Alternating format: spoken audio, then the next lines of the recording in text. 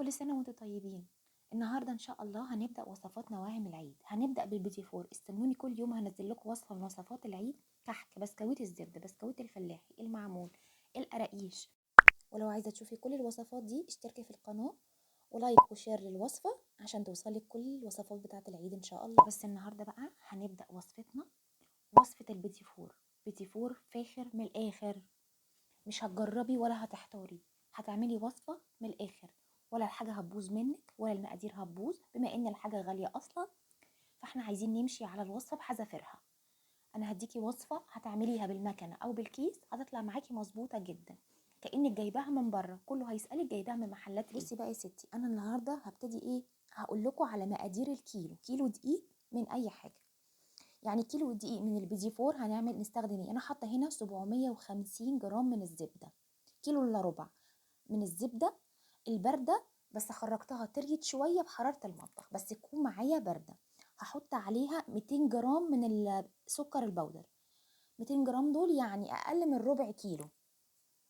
اهم حاجه في البيدي فور الميزان، هو اللي بيطلعه مظبوط جدا. وحطيت 3 من صفار البيض. عايزاه يطلع ناعم معاكي تحطي صفار البيض، عايزاه يطلع بيقرمش شويه هتحطي البيضه كامله. ده يرجع لك. حطيت هنا 3 من صفار البيض وكيسين من الفانيليا او معلقه صغيره من الفانيليا، وهضرب مع بعض ده كله لحد ما الزبده لونها يفتح معايا.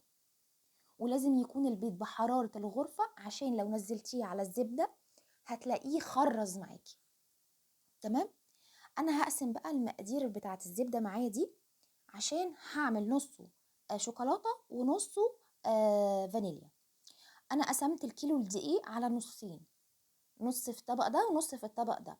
هشيل بقى 3 معالق من اللي هو نص كيلو بتاع الشوكولاته، اشيل 3 معالق دقيق وهحط عليهم 3 معالق كاكاو خام اسباني.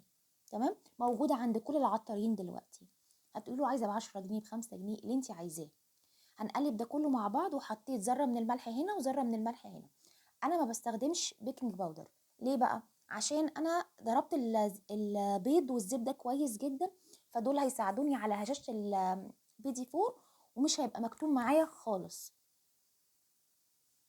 هبتدي بقى اخلطهم مع بعض كويس قوي. البيدي فور يا جماعه مش بيتعجن، بيتلم بس.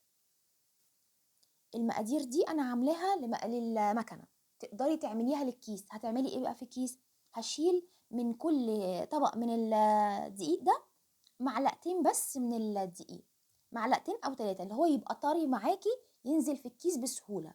تمام. هي دي اللي هتختلف ما بين المكنة وما بين الكيس. خلصت بقى الصينية دي هدخلها على التلاجة عشان احافظ على الشكل ده لما ادخله الفرن ما يفرش معايا والشكل ملامحه تروح. عايزة اعرف بقى تسوية الصينية اللي فيها شوكولاتة. هحط معاها واحدة فانيليا هتميز لي التسوية بتاعتها، لان ما عنديش فانيليا هيفتحي معاكي في الفرن. اول ما يفتحي معاكي هتلاقيه استوى. بصوا بقى للتسوية. اول ما هبتدي هقول انا هعمل بيدي فور، هبتدي اشغل الفرن على درجة حرارة 180 لو انا الفرن بتاعه ناره كويسة. لو انا بقى الفرن بتاعي ضعيف هعمل ايه؟ هشغله على درجة حرارة 200. تمام.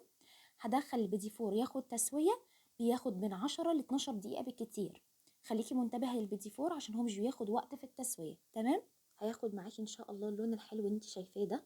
اهم حاجه ما يطلع من الفرن ما تحركيهوش من الصينيه، سيبيه يهدى شويه خالص كده لحد ما يبرد وشيليه عادي من الصينيه لانه هش ممكن يتكسر في ايديكي. بالنسبه بقى للتزيين، ما تخليش حد يضحك عليكي من دلوقتي ويقولك زيني. هتزيني دلوقتي هتيجي على العيد، احنا لسه فاضل لنا ان شاء الله حوالي 9 ايام.